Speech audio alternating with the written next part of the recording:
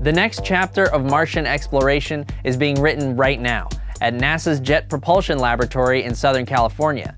Inside a massive clean room, the Mars 2020 rover has been carefully built alongside hardware that will deliver it safely to the Martian surface.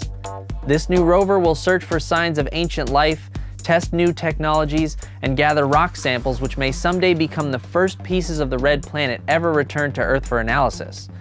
To avoid contaminating these precious samples with Earth schmutz and body hair, anybody hoping to get close to the Mars 2020 machinery has got to get clean.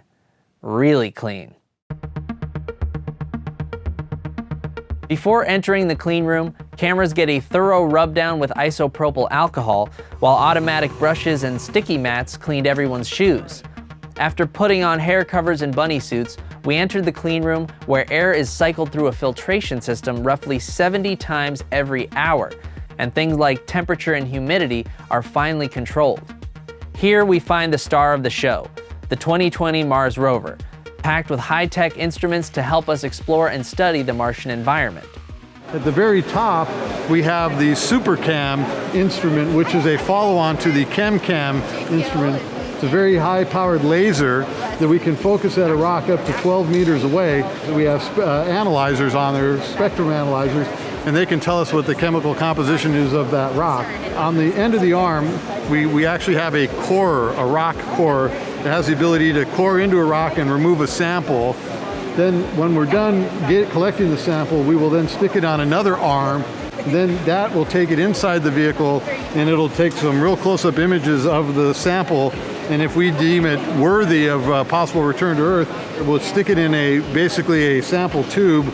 It'll seal it. If we have enough interesting samples, they'll send another spacecraft up to collect those samples at a later date.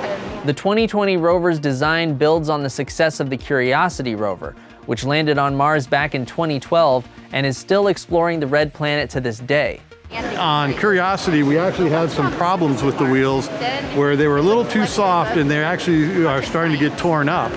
So these wheels are a complete redesign, a little heavier gauge metal, and they're designed to be able to withstand the rigors of such a heavy vehicle on Mars. The 2020 rover will also be testing new technologies in the thin Martian atmosphere, including a first-of-its-kind lightweight helicopter and an experimental method for making oxygen out of atmospheric carbon dioxide, both of which could be very useful in planning future Mars missions.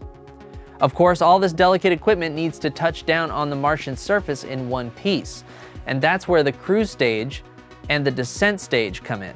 Similar in design to those used with the Curiosity rover, the cruise stage will bring the rover from the launch vehicle to the Martian atmosphere, and the descent stage will bring the rover down to the Martian surface.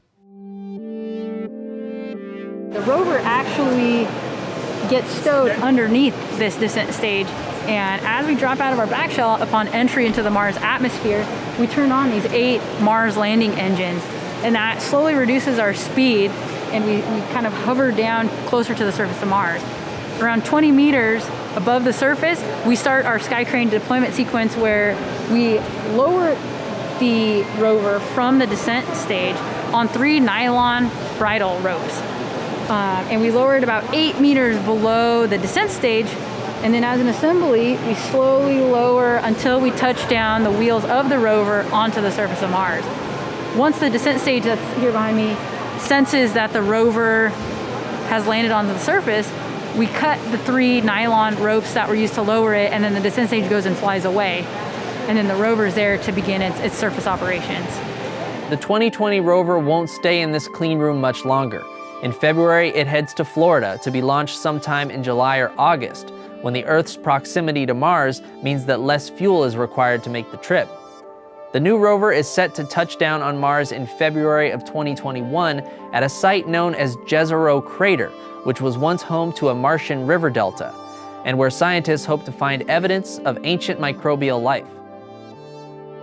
Do you think the Mars 2020 rover will find signs of life? Let us know your predictions down in the comments. That's all for this week. Thanks so much for watching What the Future. I'm your host, Jesse Orrell. See you next time, What the Fam.